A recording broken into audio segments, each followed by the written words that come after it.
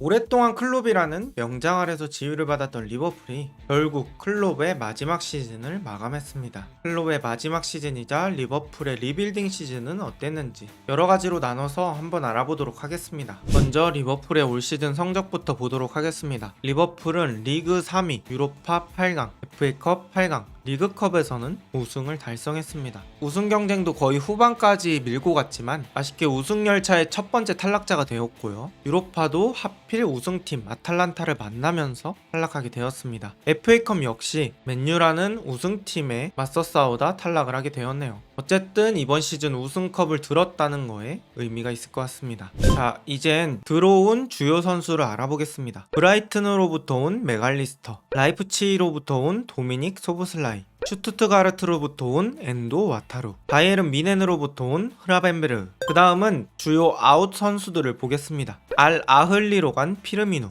베르더 브레멘으로 간 나비 케이타, 베식타스로 간 옥슬레이드 체인벌린, 브라이튼으로 간 제임스 밀러, 알 에티파크로 간 조던 핸더슨, 알 이티아드로 간 파비뉴가 있습니다.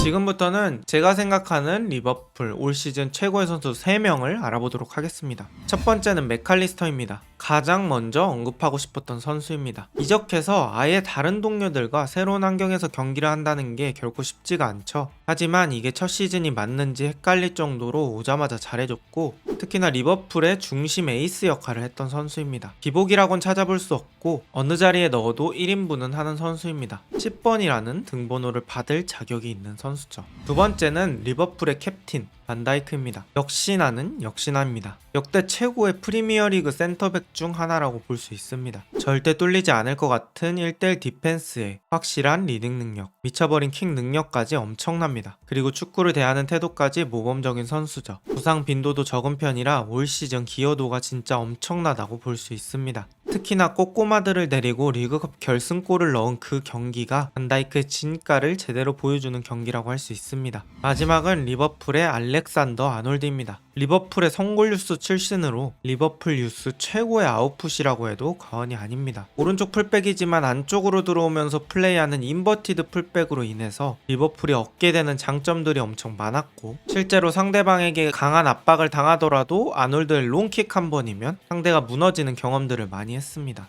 한 가지 아쉬웠던 건 시즌 중반에 겪었던 부상이지만 부상을 당하기 이전이나 당한 이후에도 돌아와서 충분한 활약을 보여줬습니다. 그 다음은 이번 시즌 리버풀 워스트 3명입니다. 사실 리버풀 워스트는 조금 뽑기 힘들었습니다. 잘하지 않은 선수들은 그래도 많았는데 엄청 못했다고 말하긴 좀 애매한 선수들이 많았거든요. 일단 첫 번째는 코나테입니다. 코나테는 시즌 내내 유리몸으로 고생했고 시즌의 반 정도인 22경기를 소화했습니다. 그나마도 선발이 17경기였기 때문에 아쉬운 선수였죠. 예전엔 나오면 그래도 잘하는 선수였는데 시즌 막판엔 유스인 콴사한테 밀릴 정도로 폼이 하락한 모습이 있었습니다. 다음 시즌엔 꼭 팀에 더 기여해야겠죠. 두 번째 워스트는 흐라벤베르입니다. 미넨에서 4천만 유로, 우리 돈 575억을 지불하고 데려온 선수입니다. 하지만 이렇다 할 활약을 보여주지는 못했습니다. 시즌 말로 갈수록 조금 나아지는 모습을 보이긴 했으나 시즌 중반엔 경기 템포를 따라가기 어려워할 정도로 팀에 적응하지 못했습니다. 다만 아직 나이는 2002년생으로 어리기 때문에 성장 가능성이 충분히 있습니다. 다음 시즌 지금보다 스텝업한 모습을 보여줘야 하는 흐라벤베르입니다.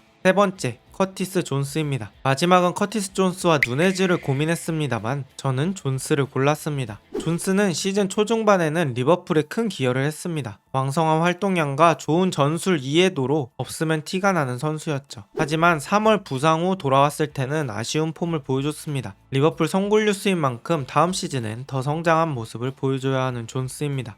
그리고 티아고는 언급도 안 하겠습니다. 이번 시즌만 못한 게 아니기 때문에 평가하는 게 조금 의미가 없을 것 같습니다. 리버풀 최고의 경기는 첼시와의 리그컵 결승전이라고 생각합니다. 당시 리버풀 후보 라인업에는 40번대가 넘어가는 유스 선수들로만 구성되어 있을 정도로 스쿼드 상황이 좋지 않았습니다.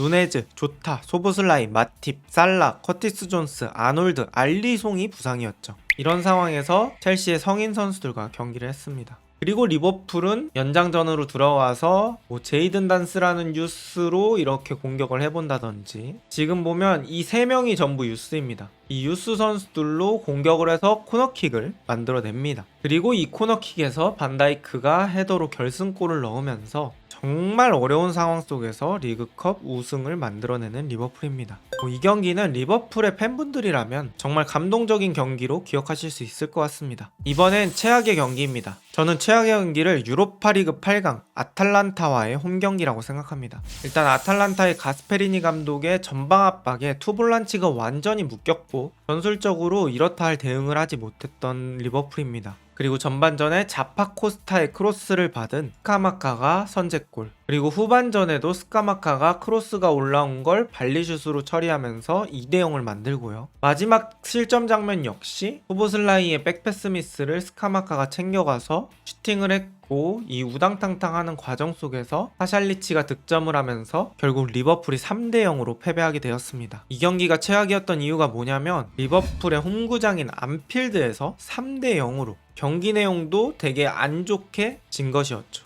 그리고 이 경기 이후로 크리스탈 팰리스한테도 지면서 리버풀이 우승 열차에서 내리게 되는 결정적인 계기가 되었다고 볼 수 있습니다. 감독에 대한 평가를 해보면 굳이 평가를 하는 게 의미가 있을까 싶습니다. 리버풀이 챔피언스리그 우승은 많이 했지만 끝끝내 넘기 힘들었던 프리미어리그 우승이라는 장벽을 결국엔 깨준 사람이 클롭이죠. 그것도 패배 맨시티를 상대로 이겨내면서요. 저는 팀이 나아가는 데 있어서 가장 중요한 건 그 팀의 축구 철학이라고 생각합니다. 그리고 리버풀에게 그걸 만들어준 감독이 클롭이라고 생각합니다. 단순히 이번 시즌만 봤을 때는 엄청나게 성공한 시즌이라고 볼 수는 없지만 일단 트로피 하나 챙겼고 다시 챔피언스리그에 복귀했습니다. 그리고 리빌딩이라는 과업의 스타트를 아주 부드럽게 잘 시작했다고 생각합니다. 다음 감독이 잘 만들어 나가는 게 중요하겠죠. 이번 시즌 리버풀의 전술에 대해서 좀 평가를 해보자면 대표적인 거로는 공격진으로부터 시작하는 전방 압박, 공격이 끝나면 수비 대용으로 복귀하는 게 아니라 바로 그 자리에서 하는 역압박,